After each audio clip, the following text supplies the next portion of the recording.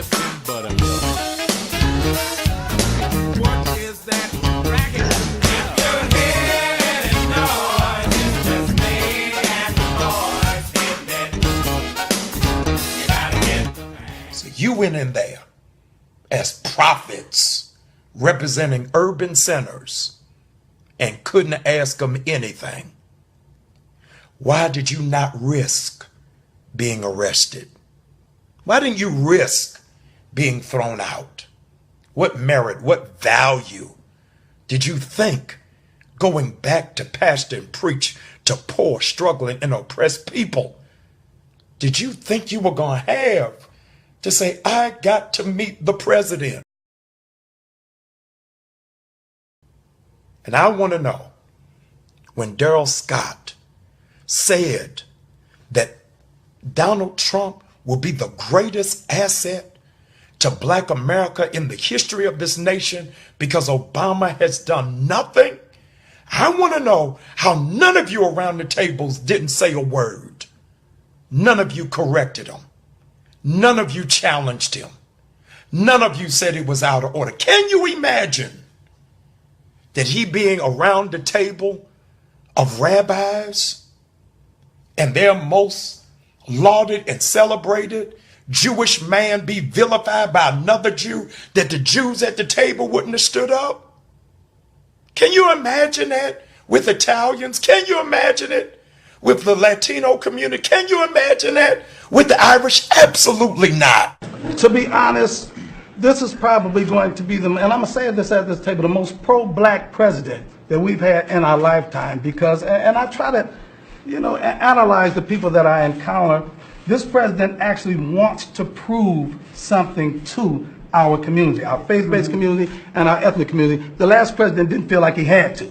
He felt like he didn't have to prove. He got a pass. This president this administration is probably going to be more proactive regarding urban revitalization and prison reform than any president in your lifetime. If we work together, give him a chance, don't pay any attention to these guys back here, and, and I promise you, we will do something.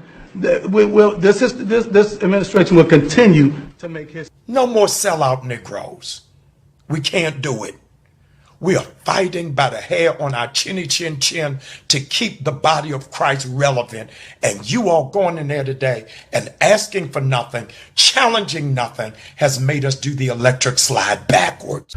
This message for all you black coward ass pastors in this country who refuse to stand up and be real, and especially you weak ass water carrying shuffling black ass preachers who met with that motherfucking president yesterday, who believes in locking up brown children and don't give a fuck about black people, especially you, Darrell Scott. When you make this statement, he is the most pro-black president in recent history who actually wants to prove something to our community. The last president didn't feel he had to. Man, fuck you and fuck all you black ass preachers who went to this meeting.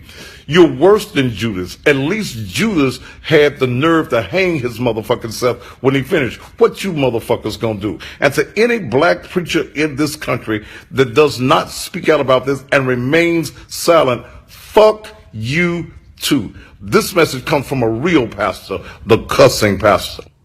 I'm praying for the body of Christ. I'm praying for our leaders. And I'm praying that God will have us have a conviction of consciousness. I want to thank the pastors that were invited that didn't go. This is a stain on the body of Christ. It's a stain on our community.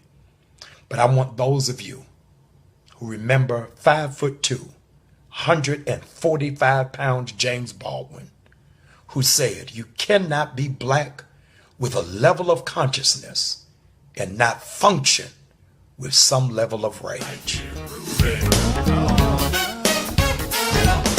you hear the noise, it's just me. I'll be dipping buttermilk.